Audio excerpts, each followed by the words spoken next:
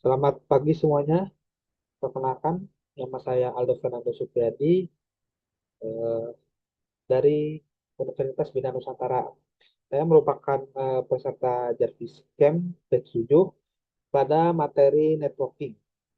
Jadi pada kesempatan kali ini saya akan menjelaskan sekaligus mendemonstrasikan bagaimana cara menentukan blocking port pada standar 23 protokol atau SDP menggunakan tiga buah switch. Oke, kita langsung aja buka eh, Cisco Package Tracker ya.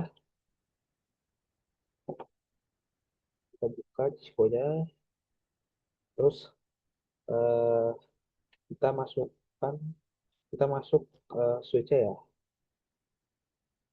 Kita pakai yang 2960 aja.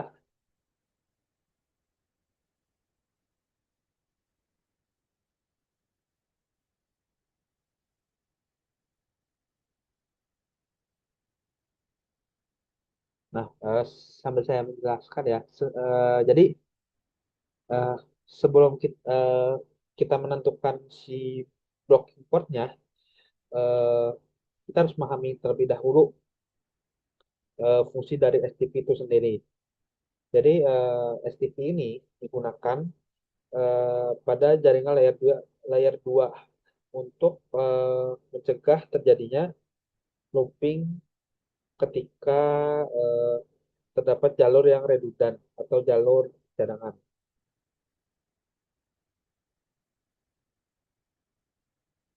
Nah, saya coba hubungkan dengan kabel ke switch 1, terus switch 2, switch 1 ke switch 2, terus switch 2 ke switch 1. Nah,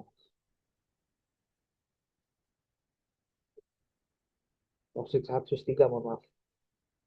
Ini switch 1 ke switch 2, jadi kita ubah dulu namanya. Sorry, SW1,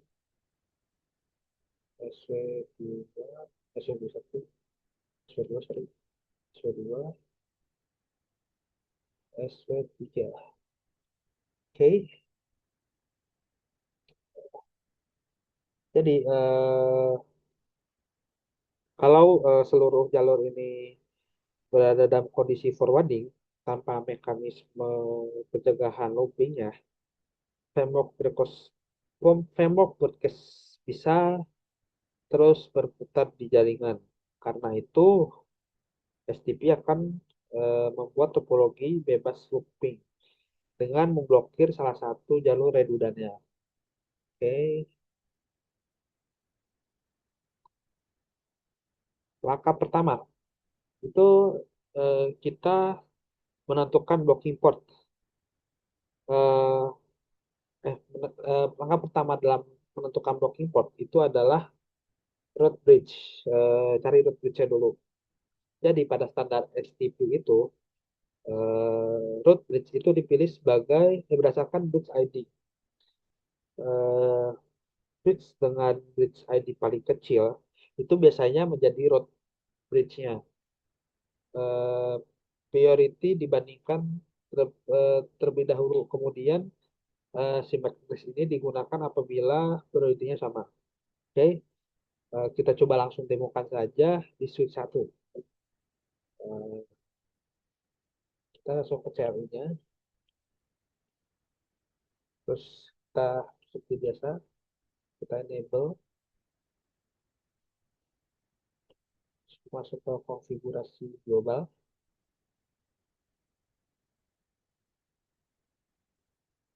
terus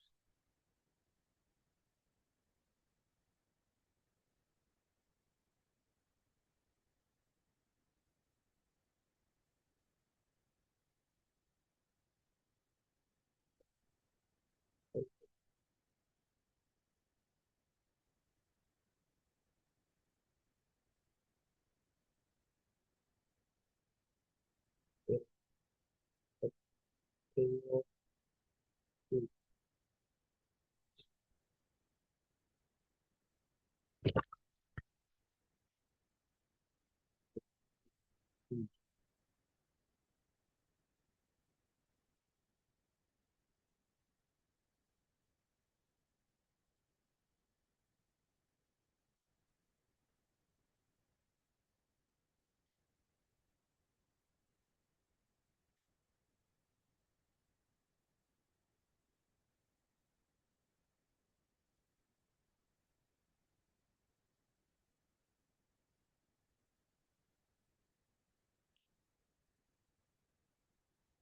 Oke, kita masukin aja.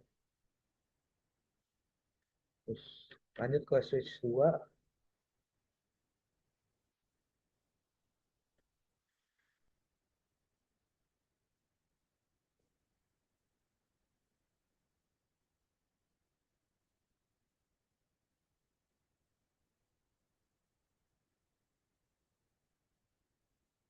kita enable dulu, masuk ke konfigurasi global,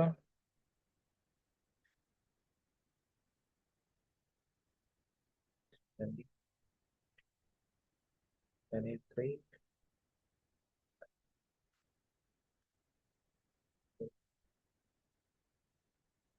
satu, tiga.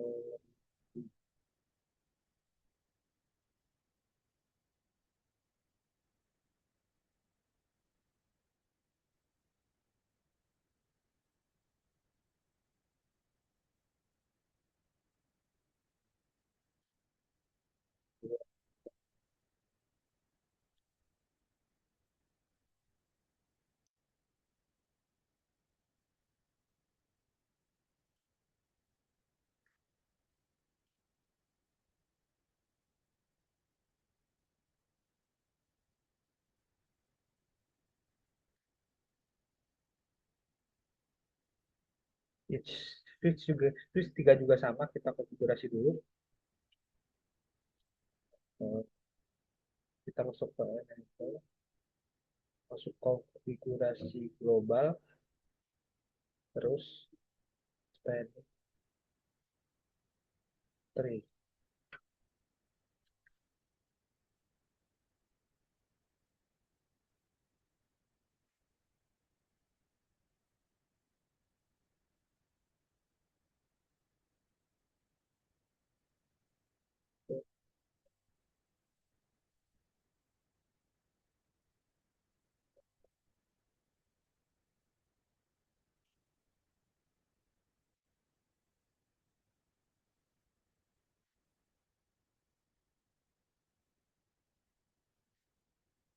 Jadi yang tadi itu agar si hasilnya tidak tergantung pada MAC address, jadi saya sengaja mengatur prioritinya ya di switch satu. Switch satu itu priority yang paling rendah. Jadi, root bridge-nya yang saya pilih adalah di switch satu yang tadi. Oke.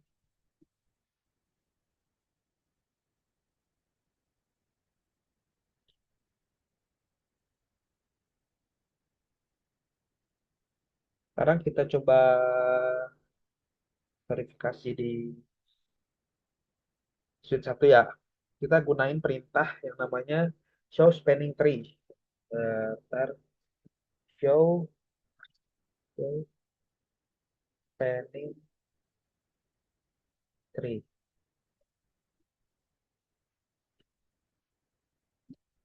Oh maaf, kurang strip.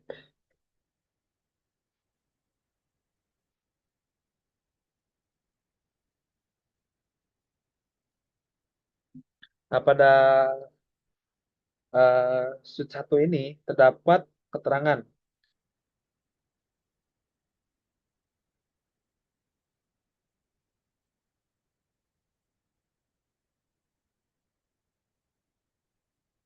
this bridge is root, yang artinya si sheet satu ini sudah terpilih sebagai root bridge-nya. Lalu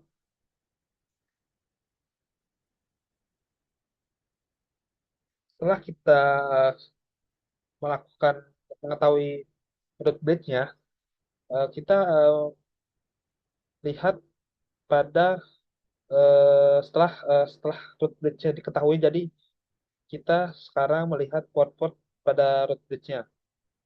Nah, di sini itu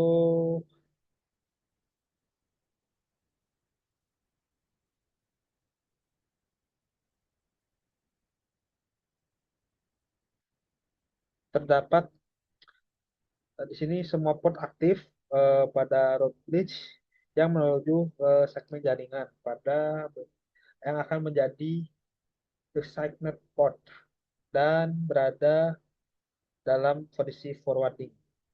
Jadi si port switch satu menuju switch 2 dan port switch satu menuju switch 3 itu tidak akan menjadi blocking port. Oke, selanjutnya kita akan pindah haluan ke switch 2. Sebentar, switch 2 dulu. Oh, di switch 2. Nah, kita coba lagi. Uh, show, show, maaf,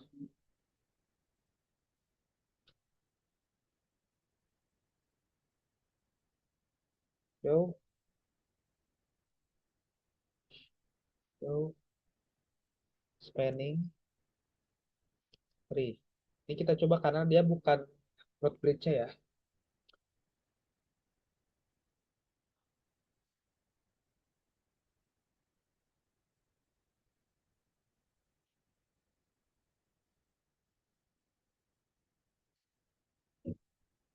Nah, di sini terdapat perbedaan dengan yang tadi. Di sini tuh eh, ada root port, root namanya root. Jadi root port ini adalah eh, port pada non-root switch yang memiliki jalur terbaik menuju root bridge. Karena switch 2 itu memiliki koneksi menuju switch 1, jadi si port switch 2 itu mengarah langsung ke switch 2, ke switch 1, mohon maaf, terpilih sebagai eh, root port. Dan untuk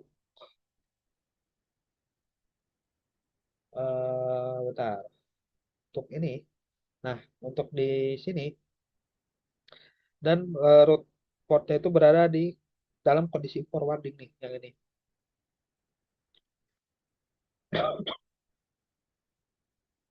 Oke, selanjutnya kita akan eh, coba menentukan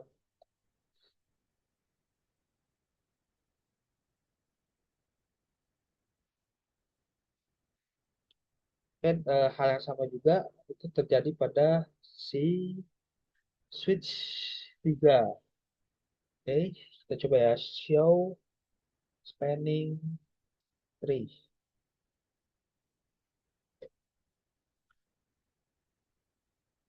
Nah, di sini juga ada yang namanya root.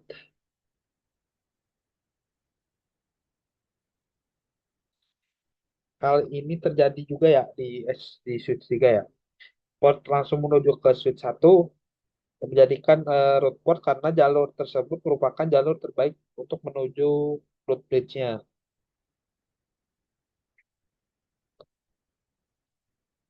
Nah, sekarang tersisa link antar switch 2 dan switch 3.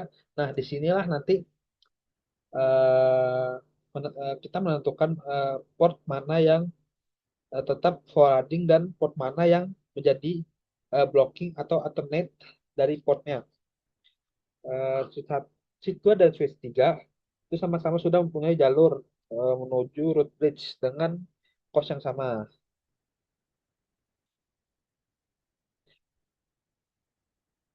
Mohon maaf. Nah, di sini tersisa link antar oh maaf. Jadi root path cost-nya sama, STP menggunakan bridge ID yang sebagai tiebreaker. Bridge 2 ini mempunyai priority 28672, sedangkan switch itu mempunyai priority 32768. Tadi yang seperti saya konfigurasi prioritinya.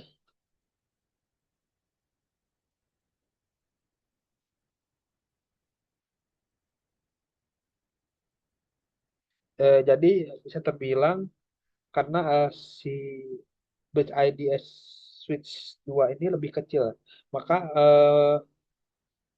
port milik switch 2 pada link switch 2 itu menuju switch 3 akan menjadi designated port, sedangkan milik switch 3 yang mengarah ke switch 2 akan menjadi alternate port.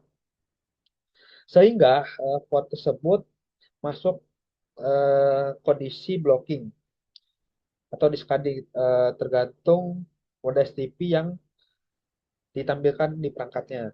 Oke,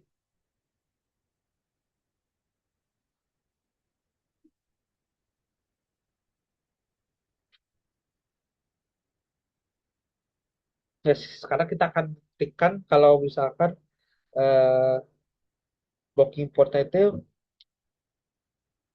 terdapat di switch 3. Nih, kita coba ya. Oke, kita coba spanning lagi. Terus spanning. Nah, kita bisa melihat ya bahwa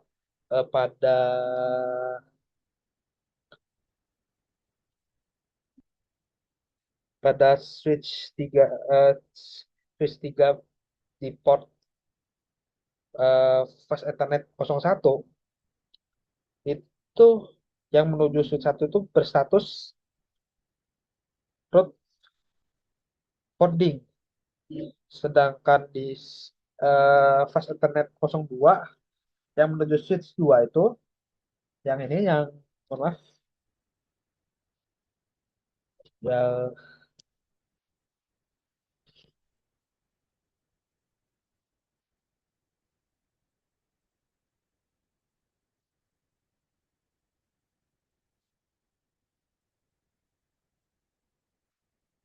ya ini FA2 nih statusnya blocking dan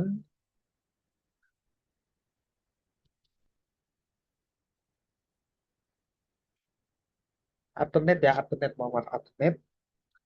Di FA1 itu menjadi alternate, sedangkan di FA2-nya itu statusnya root.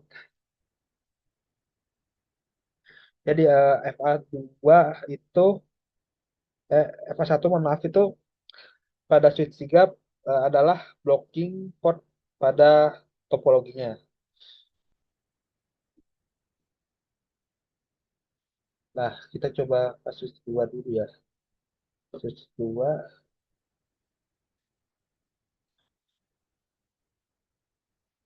kita coba source spanning lagi.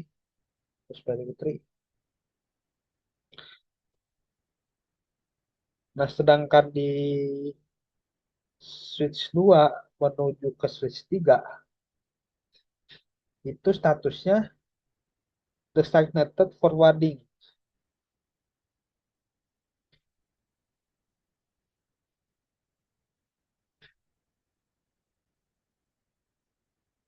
Jadi, dapat disimpulkan cara menentukan blocking port pada standar STP itu kita dapat lakukan secara berurutan ya.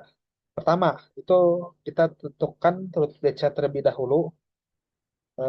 Lalu kalau root bridge itu kita bisa cari bridge ID yang terkecilnya aja.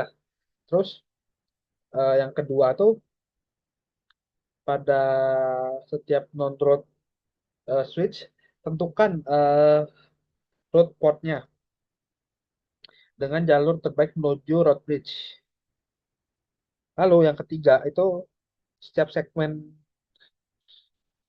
setiap segmen ditentukan tentukan the segment portnya. Lalu, mohon maaf. Lalu ini jika si kos yang sama, jika terdapat kos yang sama dibandingkan bridge ID-nya, switch dengan bridge ID yang paling rendah itu dijadikan sebagai the portnya.